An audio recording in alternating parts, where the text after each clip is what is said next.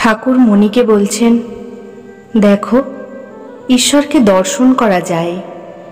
অমুকের দর্শন হয়েছে, কিন্তু কারুকে বলো না। আচ্ছা, তোমার রূপ না নিরাকার ভালো লাগে?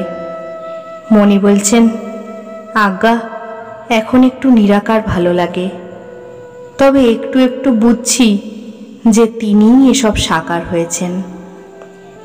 ঠাকুর বলছেন, দেখো, আমায় বেলঘরে মতিশিলের ঝিলে গাড়ি করে নিয়ে যাবে?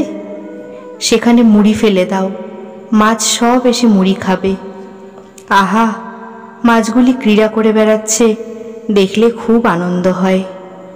তোমার উদ্দীপন হবে, যেন সচ্চিদানন্দ সাগরে আত্মারূপ মীন ক্রিয়া করছে। তেমনি খুব বড় মাঠে দাঁড়ালে ঈশ্বরীয় ভাব হয়, যেন হাঁড়ির মাছ পুকুরে এসেছে। তাঁকে দর্শন করতে হলে সাধনের দরকার। আমাকে কঠোর সাধন করতে হয়েছে। বেলতলায় কত রকম সাধন করেছি। গাছতলায় পড়ে থাকতুম, মা দেখা দাও বলে চক্ষের জলে গা ভেসে যেত। মণি বলছেন, আপনি কত সাধন করেছেন, আর লোকের কি এক্ষণে হয়ে যাবে? বাড়ির চারিদিকে আঙুল ঘুরিয়ে দিলেই কি দেওয়াল হয়? ঠাকুর সহাস্যে বলছেন, অমৃত বলে একজন আগুন করলে 10 জন পোয়ায়। আর একটি কথা, নিত্যে পৌঁছে লীলায় থাকা ভালো।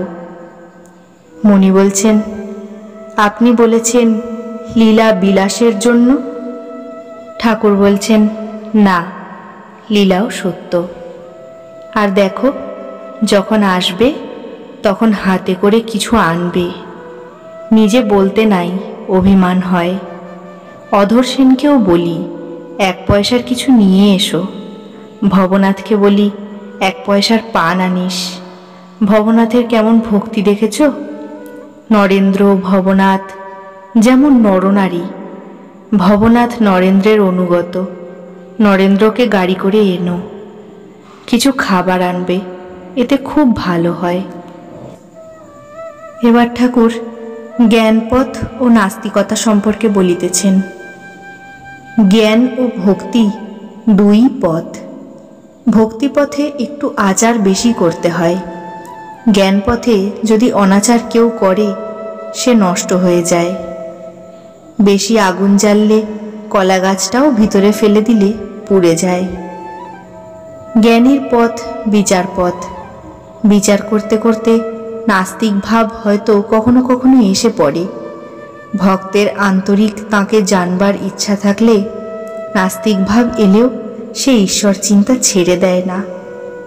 যার বাপ পিতামহ চাষাগিরি করে এসেছে, হাজার সুখা বৎসরে ফসল না হলেও সে চাষ করে।